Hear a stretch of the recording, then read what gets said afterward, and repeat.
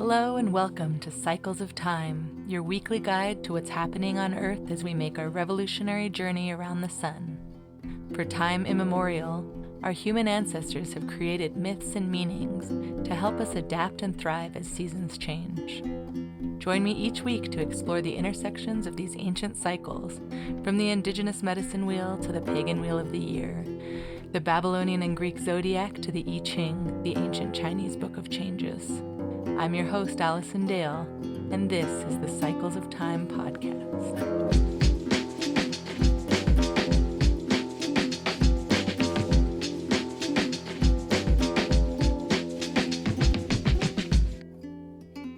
Hey everybody, and welcome to Cycles of Time. This is your weekly forecast for April 28th to May 4th, 2025, and we're entering the Wheel of the Year, week 6. We started back with the spring equinox in week 0, and we're making our way around the Wheel of the Year from the spring equinox to spring equinox 2026. And this episode is called Beltane, a Threshold of Fire. So I'm recording this on Sunday, April 27th, and I'm coming at you from the depths of some pretty powerful astrology. The angles in the sky have been exact over this past week, but their strong influences will continue through the week ahead. We have the Mars-Pluto T-square, that new moon on Sunday, April 27th was also active in this T-square. And that's Mars in Leo, Pluto in Aquarius, Sun in Taurus. And then at the other end of that square is Lilith in Scorpio. So it's a bright red cross in the chart of the moment that connects all of the fixed signs of the zodiac together. And it's been revealing their tensions and breakthrough points. And also we have had over the past week the triple conjunction of Venus, Saturn, and the North Node in Pisces, which basically coming all together have been showing us that love and harmony aren't possible without a little elbow grease. So the sky stretches taut above me, and it's woven into an intricate tapestry by this fixed T-square. And there's this powerful stillness that happens when there's a square, when there's an angle across the sky. It's basically like X marks the spot, and it's being pulled in all directions, kind of creating pressure and tension, like pulling a drum tighter or truing a bicycle wheel. And it has a sense that all of the force and friction aren't meant to break anything apart, but instead carve deeper channels within and prepare a vessel that's strong enough to hold something entirely new. That's the feeling that I've been getting from it.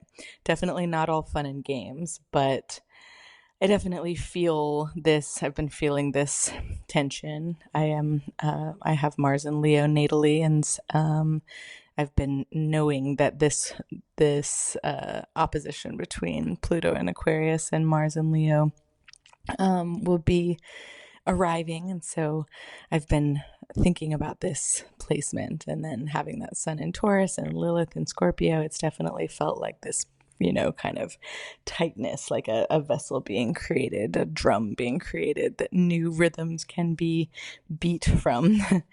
And so we also have had the rare and beautiful conjunction of Venus, Saturn, and the North Node in Pisces that's been a bit more tender, kind of softening the edges of all of this work and reminding me that devotion to love, to healing, to a vision, this devotion always has a purpose beyond what we can immediately see. Destiny doesn't come with lightning and drama. It arrives on the wings of small, courageous choices that are made again and again until suddenly you realize you are living a life you once barely dared to imagine. I'm here traveling through Panama with my partner and my daughter, and I've been talking a little bit in the past couple of episodes about the experience traveling with my extended family, my parents and my brother and sister-in-law as well.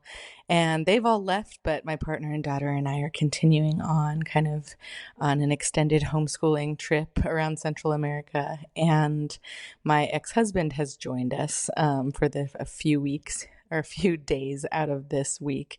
And it's been something that I have been a little bit concerned about, but it's ultimately ended up, he's been here a few days now, and it's ended up being really nice. So I kind of feel that this Venus-Saturn North Node conjunction in Pisces. Pisces is this sign of boundarylessness and this sign of kind of merging. And it's in my 8th house, which is the house of intimacy and deepening of relationships. And so this triple conjunction for me has really shown up as like a miracle of what has been able to be rebuilt with a lot of patience, humility, and deep love over many, many years now. And so these paths that once seemed so fractured are now kind of able to coexist, and it's actually been quite smooth. My daughter has been so happy to have all of us here together, and it's just a matter of just really showing up with honesty and integrity. Venus is all about it's about love, it's about harmony, and Saturn's all about creating containers that can live within, so that you don't get overrun by the boundarylessness of Pisces. So yeah, we're here in this tropical land, and the land itself is just so lush and humming with life seen and unseen, birds and insects and plants, and it's just so alive here in Panama. And so that being coming together with my daughter as a center point in this place really affirms kind of a feeling of a new beginning after a lot of hard work has been put into these relationships. And I feel a lot more present than I ever have, not wanting to disassociate or kind of wish for things to be different. It's really about kind of several sovereign entities coexisting in the same place with a similar goal of raising a child and showing up for her. And I'm just filled with gratitude that this has been able to happen. It feels very poignant for this astrology of the week that we've just been going through. I have this feeling of real alignment that's been hard earned, and a sense that the rough edges of all of these interdynamics have been smoothed over, or not smoothed over, but smoothed out, not by avoidance, but by moving bravely toward what hurt, toward the pain again and again, until only the truth remained. And these fixed signs in the sky, Taurus, Scorpio, Aquarius, and Leo, really do speak of endurance and inner strength, and just staying firm to a shared goal. And Venus, Saturn, and the North Node together are really beckoning us towards a destiny that demands nothing less than our full surrendered hearts. So it is, I've just been reflecting a lot on how this coming together of entities and of people in this place has really answered to the astrology of the moment.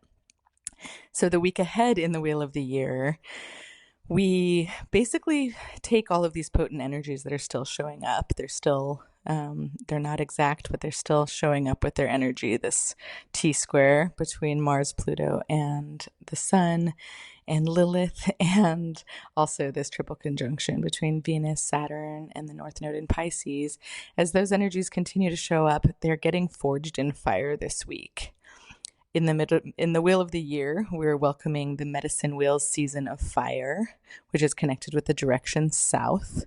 We're moving out of the season of Earth, which is connected to the direction east. And in the Taoist Wuxing, the 5-element or 5-phase cycle, we're transitioning from the phase of wood to the phase of fire. So we have a double fire element kind of being activated in these different wheels of the year from cultures across the globe. And adding more fuel to the flame, Venus is entering the fire sign Aries this week. And we're celebrating the cross-quarter day Beltane in the Pagan Wheel of the Year. And Beltane is known as the first of the fire festivals in the Pagan Wheel of the Year. So there's a lot of fire. It's like Venus entering Aries, Beltane, and entering the direction south and the element of fire in the medicine wheel and whooshing cycle. It's pretty incredible that all of this fire is coming in a variety of ways. It's lining up this year. And then this week ahead, we also have the sun traveling through the human design gate of rationalization, gate 24, which is known as a turning point or return in the I Ching. And it is a turning point from an addictive quality of being to one of innovation, which also has kind of qualities of fire, moving from a slow and steady progression to allowing some air in to allow that flame to burst forward, kind of blowing on a fire so that it starts to get bigger. So that is the energy we're in this week. We have all of these major astrological transits happening, and they're really being forged by fire in the seasonal wheel of the year. Let's see, what do I want to start with? Let's start with Beltane, this fire festival in the Pagan Wheel of the Year. It's one of the 8 holy days in the Pagan Wheel of the Year. The holy days are the solstices and the equinoxes, and the shortest days, longest days, and the equal days, and then the cross-quarter days in between each of those. So the halfway points in between the solstice and equinoxes are also celebrated in the Pagan Wheel of the Year. And Beltane is one of the most magical and liminal thresholds of the entire Wheel of the Year, and it's celebrated on Thursday, May 1st. You might know it as May Day. It's the same thing as May Day. Beltane is an ancient Celtic festival, and it's a cross-quarter day that's between the spring equinox and the summer solstice, between Ostara and Litha. And traditionally, it was celebrated with bonfires and the dance of the maypole, fertility rites, and ceremonies of union. It's a union between lovers, between humans and the land, and between the seen and the unseen worlds. The name Beltane is believed to come from the Celtic god Bel, or Belinus, which means bright one, and Teen, which means fire, and together it means bright fire. So very appropriate for this season. In Ireland, Scotland, and across the Celtic world, great fires were lit on hilltops to honor the sun and bless the cattle and crops and invoke protection, abundance, and fertility for the coming season. They oftentimes would light a wheel, like a wooden cart wheel, on fire and roll it down a hill in order to kind of invoke and express the nature of the returning of the sun in earnest. So some key themes of Beltane are sacred union of masculine and feminine energies, fertility of the earth, creativity and life force energy, crossing thresholds between human and spirit, spring and summer, potential and embodiment. And as a fire festival, Beltane is a time of purification, passion, and protection. Beltane is a time where we are reminded that life is not only meant to be lived, but to be celebrated wildly, passionately, and without apology. It calls to us to return to the sacred marriage within ourselves, where we can find a balance of intuition and action, receptivity and drive, and of being and becoming. At Beltane, the veils between the worlds were believed to grow thin, similar to Samhain, the cross-quarter day known as Halloween. May Day is another time where the veil between worlds grows thin. During Samhain or Halloween, there's kind of a somber energy to it, but this time the veils between the worlds are thin, but with more of a joyful, fertile, and creative pulse of life itself kind of surging through the land. And you can imagine living in the Celtic world in Ireland long ago, and just the types of plants and animals that are coming to life at this time after a really dark and cold winter. It's this very joyful, fertile energy that's happening at this time of year in the Northern Hemisphere. And as I record this from Central America, where I look outside and it's just like my house plants on that are just 400 times larger than my houseplants, but they're the same plants. Just so abundant, right? I'm having to close my eyes to imagine the darkness of winter and what it feels like for something new to come through. It's really interesting to record this podcast from equatorial place that has a lot less distinct seasons aside from rainy and dry seasons. And it's a nice reminder of how much I appreciate the seasons and the symbolism that lies within them. As I've been in New Mexico, which has very distinct seasons, and creating this podcast, and then being in Central America a few times over the past couple of times, and being able to really see what a different mythology would arise from a place that has less distinct growing seasons, but maybe more frequent growing seasons. I went on a cacao farm tour the other day, and it was really incredible. And I asked if the cacao grew year round, and they said no, they had 3 distinct crops, January, March, and July, and the mangosteen only grows in July. And so there's definitely a lot of seasonality, but it's less obvious than the kind of everything dies and then everything's born again of the Northern Hemisphere mythology and ecology. So anyway, back to Beltane. Beltane is, it's this cross quarter day that really stands as a turning point in the year's energetic flow. And I don't know if you're feeling it wherever you are, but we've moved through the seed planting and kind of dreaming energies of early spring, where there was a lot of upward growth, but a lot of uncertainty as far as is this seed that's sprouting going to make it? Is there going to be a late frost? There's a certain uncertainty to the earlier part of spring. And then Beltane is kind of more of a threshold, this gateway where inspiration meets action, and where it's to me happening during Taurus season. It's this flowering and flourishing of the things that are going to survive. And so that's where that fertility and abundance comes in. And it also ties into innovation, this daring to create something new that's really going to last. And so as the earth bursts into bloom, our inner creative fire also bursts into bloom. I feel it during this time of year, wherever I am, after going through the winter and the early spring. There's a sense that right now ideas that were once ethereal now seek embodiment, and projects that were once tentative or uncertain now crave kind of more of a bold and decisive action. So Beltane asks us to let the forces of life move through us without inhibition. And this isn't innovation through a certain efforting or struggle, but through surrendering to the vitality that naturally arises when we're connected to life's deeper rhythms. Just like a flower blooming, you can't force a flower to bloom, but when it does, it's recognizing that inner vitality of this season of mid-spring. And so Beltane's this turning point that reminds us that the future isn't built by controlling the wildness, but instead by partnering it with it. So that's a lot of the energy of this week.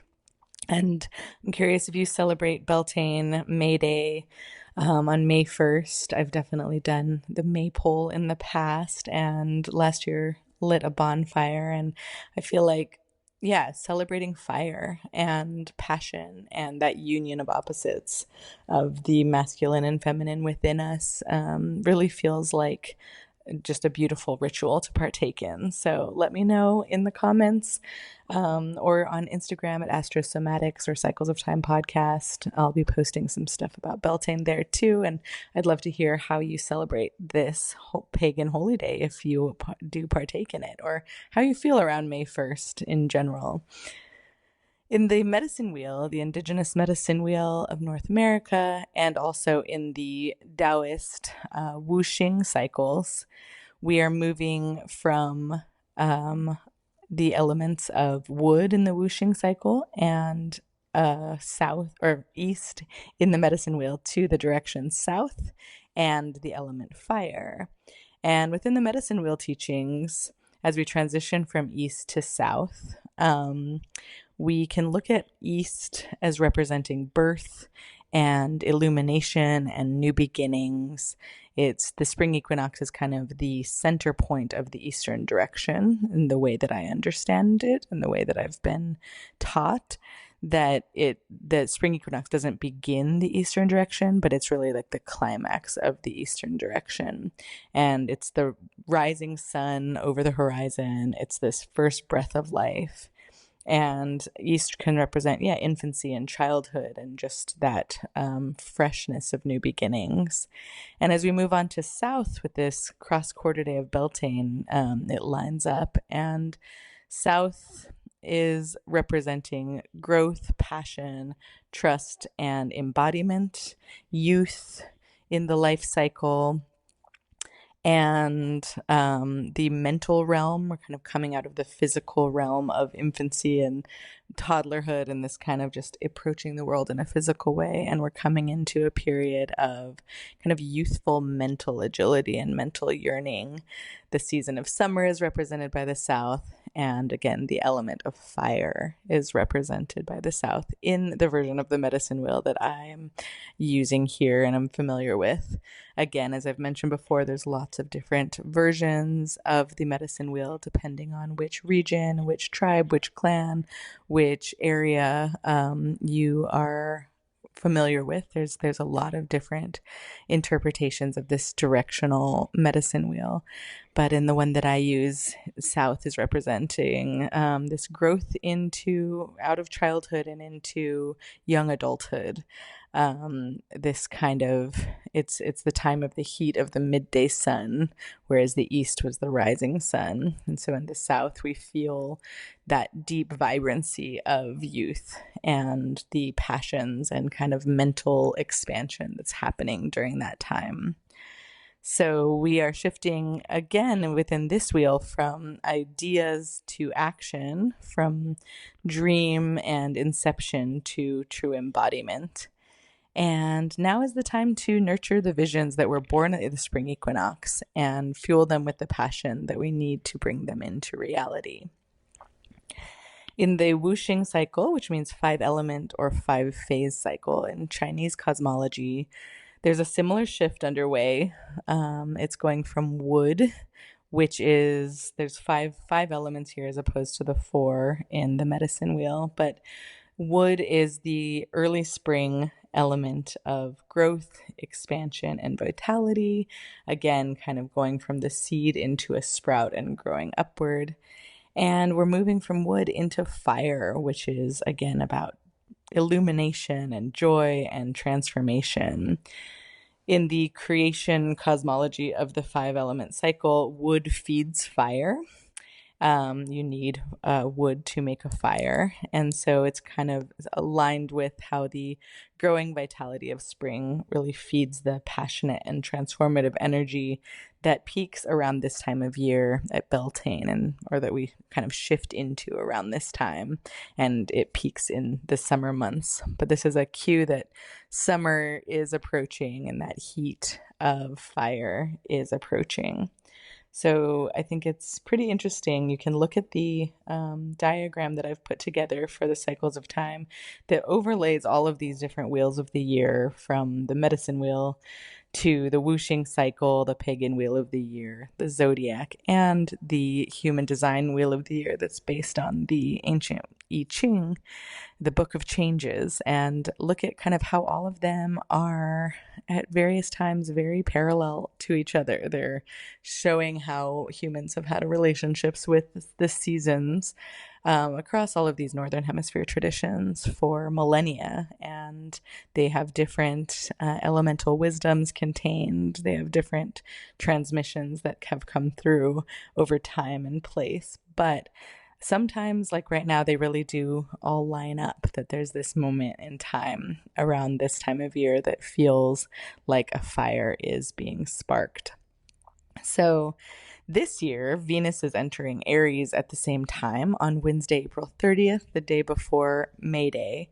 And so that adds to the fire dynamic of the season, the solar season, where Venus was in Aries earlier this year and then retrograded back into Pisces and is now coming back forward into Aries again. Venus, again, is the planet of love, beauty, values, connection, aesthetics, and moving into fiery Aries really signals a collective shift towards boldness in relationships and boldness in our creativity and feelings of self-worth. In Aries, Venus is impulsive and daring and independent, all of those qualities associated with Aries the ram. And she's not really waiting for permission any longer, but rather following the spark of her desire. I think that visual of a spark of desire is very Venus in Aries. So this transition from, this retrograde back into Pisces and a long time of Venus being in Pisces, that conjunction of Venus-Saturn and the North Node in Pisces really highlighting Venus's energy. It was around her exaltation point, which is a point in ancient astrology where Venus is very much at home, kind of a guest of honor. And now entering Aries, there's a bit of heat when it comes to romance and love and beauty and what we value. I always like to think of Venus as representing the things that we value deeply. And so it's this transition, this is encouraging us to take risks in love and in self-expression, in art, in what we're putting out into the world.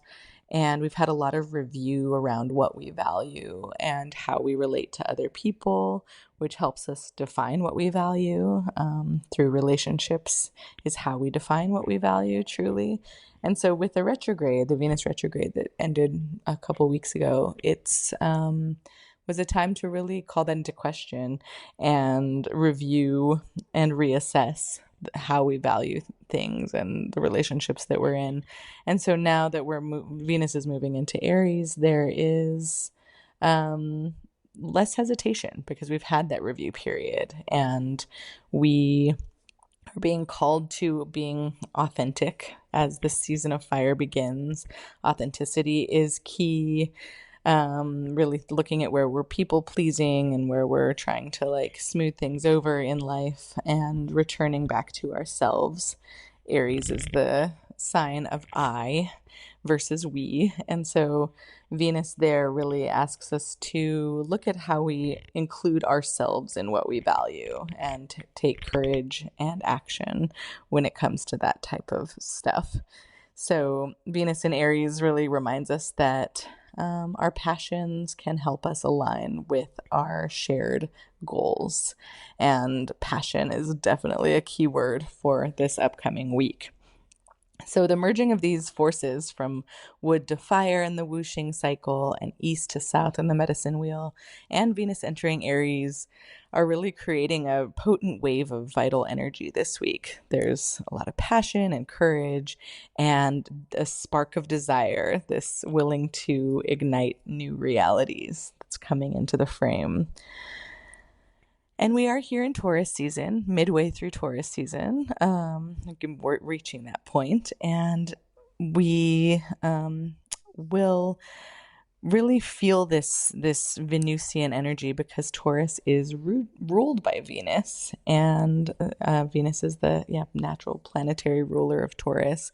So as we experience this shifting Venusian energy into Aries, we're reminded in Taurus season about embodiment again, that the body is sacred, and to touch in with our sensuality and pleasure and embodiment in order to give us a new window into what it is that we desire. So not just thinking about the mental, what we should do, a list of pros and cons, but it's definitely more of a time to tap into our embodied wisdom versus our, spreadsheets and check boxes type of wisdom.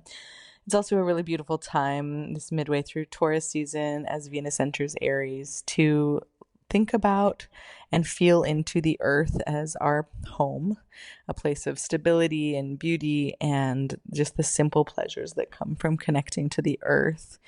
And during this season, there's also just I recommend just thinking about flowers blooming, time lapses of flowers blooming. I think I've mentioned this before, but when I was pregnant, I watched a lot of time lapses of flowers blooming, and it really helped during the birth process. So, as we birth ideas and visions into fruition over the summer months, tapping into this slow blooming or time lapse fast blooming of desire into form, it's really kind of a potent thing to do as we celebrate Beltane, to just appreciate flowers. It seems so basic, but it's that is where we're at right now, just how much wisdom a flower can give us.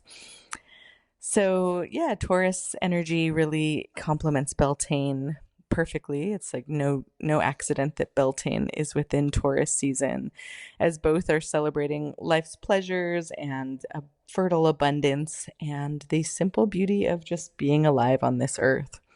So this week, I would say just feel into your body and your senses and your connection with the natural world around you, and recognize that these are really sacred pathways to a place of rootedness and home.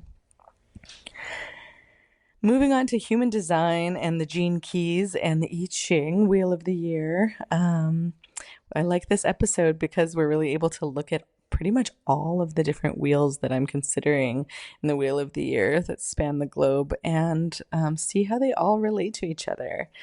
And this week in the Human Design Wheel of the Year, the sun is transiting through Gate 24, which is all about returning to the heart. And that's a beautiful thing for this season of fire. It's transiting from April 28th through May 3rd, and then May 4th, Sunday, will shift into Gate 2, the Gate of Receptivity. And I'll talk about that here in a minute. But for the majority of the week, we are in Gate 24. And in the I Ching, it is known as return or the turning point, which lines up nicely with this turning point of the year being Beltane. In human design, Gate 24 is known as the Gate of Rationalization. And in the gene keys, Gene Key 24 moves from the shadow of addiction to the gift of invention to the city of silence.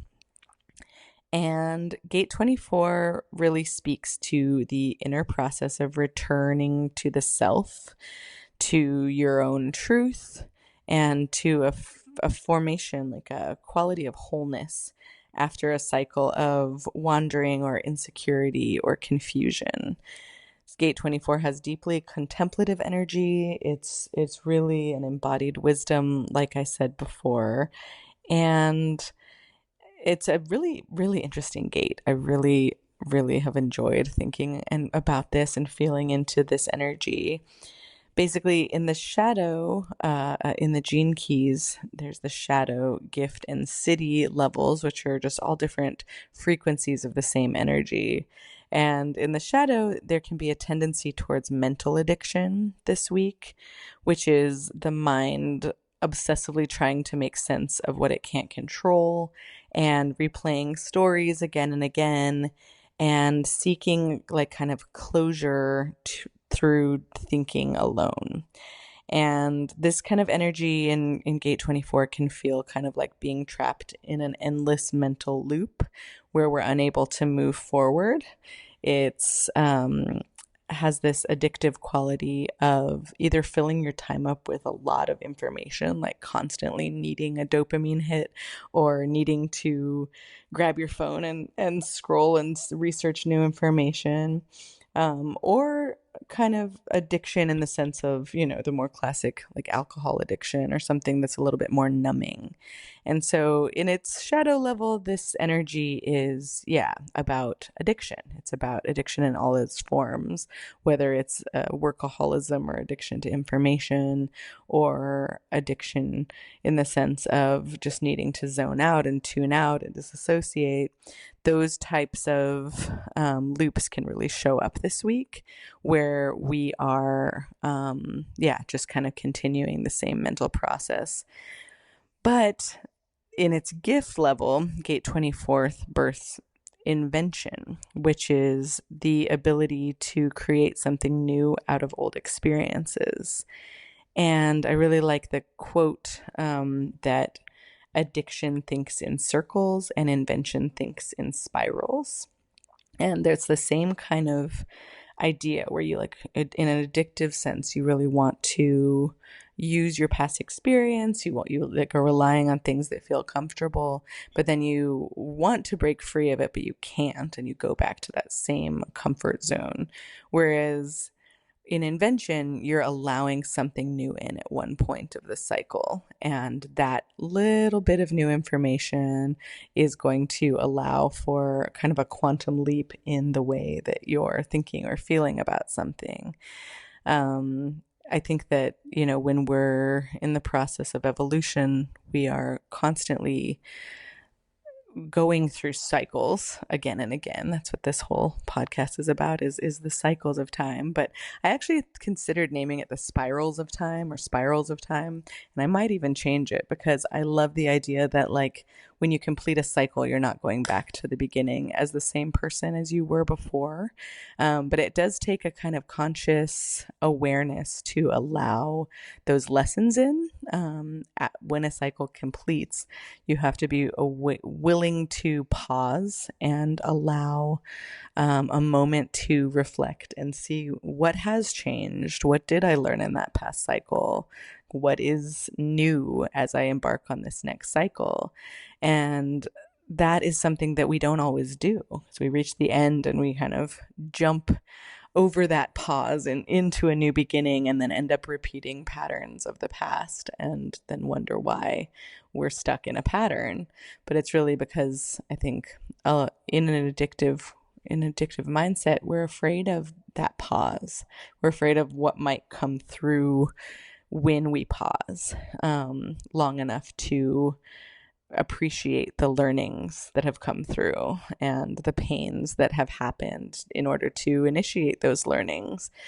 So, there's silence can feel painful. Silence can allow a lot of things to come up that we don't necessarily want to hear. So oftentimes we'll fill that silence or fill that pause with with a drink or a dopamine hit of some kind, or with, just like a seeking for more new stimulus. But what's interesting is that Gate 24's city, the highest frequency and highest expression, is silence, which is not the absence of sound, but instead an inner stillness where our minds surrender to the moment, and the deeper voice of our soul is able to be heard. It's wild how, I've been in this travel mode of just kind of like researching what's next and looking at potential places that would be good to live, and looking at schools, and looking at just comparing. I've been like in a compare and contrast mode as I travel around. I'm like, what's the best place to eat? Where do we go grocery shopping? How do you say this in Spanish? And just kind of, there's always something to research. And in human design, I have a one line. I'm a 5-1, for those of you who speak human design, which the first line in human design is the line of the researcher, and a kind of an inquisitive line. And my subconscious is very deeply like wanting to get more and more information to build a foundation about what is true. So I find myself really able to consistently need more information once I go down that path. But it's not until I give myself a break from research or from absorbing new information that I can actually make a soul level decision through pausing. And I noticed that with my daughter as well, who's 6, and she's, learning how to read and learning Spanish and learning just so many new things. But I noticed that when I don't keep filling her up with more and more information, and we let like a few days go by without a lesson, the profundity of the lesson will show up, and she'll start asking questions at a deeper level about the material. And it's really been amazing to watch, because it's been hard to homeschool in a consistent routine way while traveling.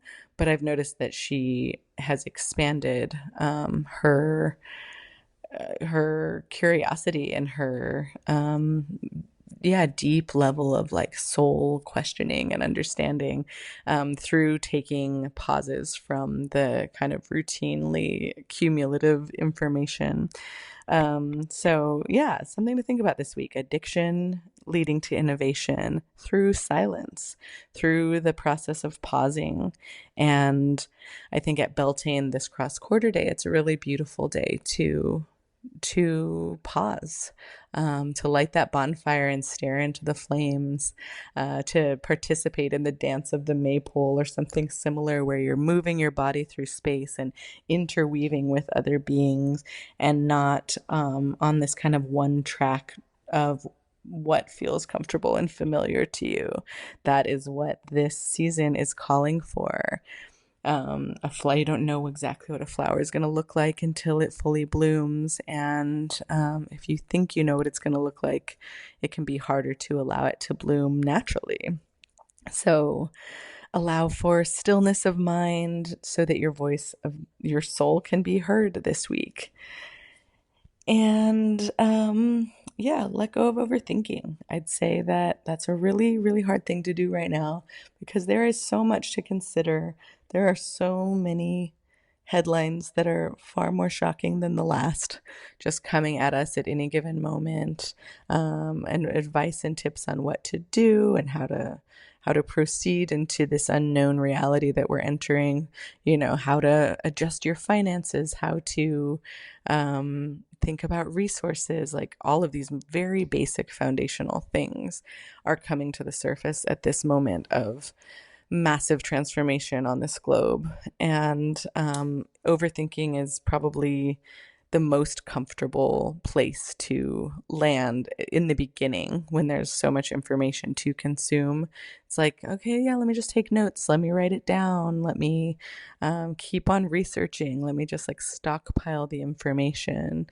But I like to think about it as like, you stockpile information, and it's like stockpiling perishable goods, where they inevitably, some of the stockpile will rot and go bad, and maybe affect the rest of the stockpile.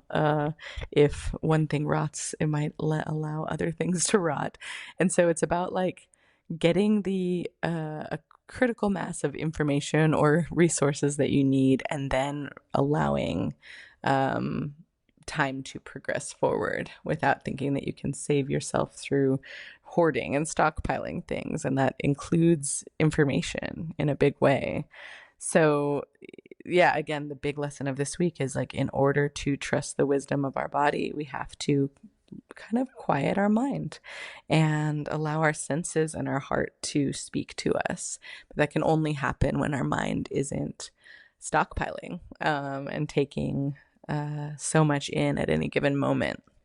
So this week, try to allow yourself to simply be. That is really a Beltane lesson and Mayday lesson. And by being, by allowing stillness in, by appreciating a flower, like literally stopping and smelling the roses, you'll know the way more than continuing that addictive cycle of needing to control everything. So returning in the I Ching, this notion of the turning point or a true return is not about moving again to the beginning of the same cycle, but spiraling upward into deeper truth, adding in the lessons that have been accumulated in the last cycle. So that is the majority of the week. Gate 24, Gate of Rationalization, Turning Point, Invention, Moments of Silence. And then on Sunday, we are shifting into Gate 2. And on Sunday, there's also a Pluto retrograde in Aquarius. So I won't go too deep into this because I really want to focus this episode on that potent blossoming of fire. Like, just close your eyes and imagine a flower made of flames that is spiraling upward. That's showing its true essence and its passion and its belief and its values and all of those things contained within that flame flower. But on Sunday, yeah, we're going to shift a little bit. Gate 2 is known as the receptive, and it is also known as the direction of the self in human design. And gate 2 is earth over earth. It's opposite on the wheel from gate 1, which is heaven over heaven. And it's this completely like an open vessel, a complete receptive place in the wheel. And it teaches us that we're not here to force life, but to align with it and trust the energy that life knows exactly where it is leading us. And we'll dive into this more next week, gate 2 for sure, but I just wanted to mention it for Sunday. And that same day, Pluto stations retrograde in Aquarius, which, again, retrogrades are always about reviews, recollections, revisions, reconsiderations, all of the words. But with Pluto stationing retrograde, it's a kind of deeply soul level, transformative, transmutative journey, kind of on the more of the collective level, where we're invited to examine our relationship to power, both internally and externally. We're invited to revisit themes of community, freedom, and the future. We're invited to release old patterns of control, manipulation, or resistance, and also surrender to deep and sometimes uncomfortable evolution. So on Sunday, gate 2 is activated and we have Pluto going backwards. So it's initiating a kind of subtle but profound turning of the tides, where a new direction is being seeded that arises from deep within. And so in a lot of ways, it's very aligned again with this Beltane energy that we've been talking about. So yeah, this week, the earth and the stars and our inner worlds are really coming together with the unified wisdom of returning to ourselves, returning to a point in the wheel with new information that comes from our embodied wisdom. We're invited this week to ignite, just bloom into that flower that we have been becoming, and to embody the wisdom and just trust in that whatever flowers are blooming are the right flowers right now. So light a fire in your hearth this Beltane, or just in your heart, and find a presence and a stillness of mind to feel into rather than think about the lessons that have gotten you to this place of emergent summer. And plant seeds of joy, because they will become your harvest. This Beltane holiday, this cross-quarter day, is a marriage, a union, not just between two people, but between parts of yourself. It is a time to reunite your mind and your body after a darker season of more insecurity, and just really come together within yourself, where the past and the future are meeting. And so it's a season of purification through fire, of forging the energies that are showing up for you this week into the fire and cleansing you, crowning you, and allowing you to claim the full beauty of your own being. So that is the forecast for this Beltane week. I hope you have a very happy Beltane. I am going to be moving on to Costa Rica from Panama and still traveling over the next couple of weeks.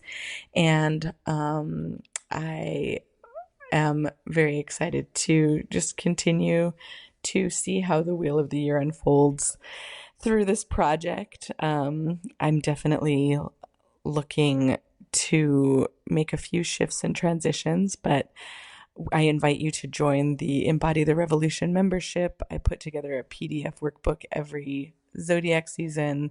I just released the one for Taurus season. So if you are a member of Embody the Revolution paid subscription on Substack and you have not received that, please reach out. But I sent an email with that PDF workbook and journaling questions for the season ahead to everyone that's a member. And we'll be continuing to do reflection sessions and breathwork sessions. I've had to take a little bit of a pause because of internet unreliability in my travels, but I'm hoping to continue and to pick that up very, very soon. And yeah, if you don't subscribe, if you'd like to receive this forecast in your inbox every Monday, you can sign up at astrosomatics.substack.com or find more information about me and this project at astrosomatics.com. So have a lovely week ahead as we enter this season of fire, and I'll talk to you again next week. Have a beautiful, beautiful day. Bye.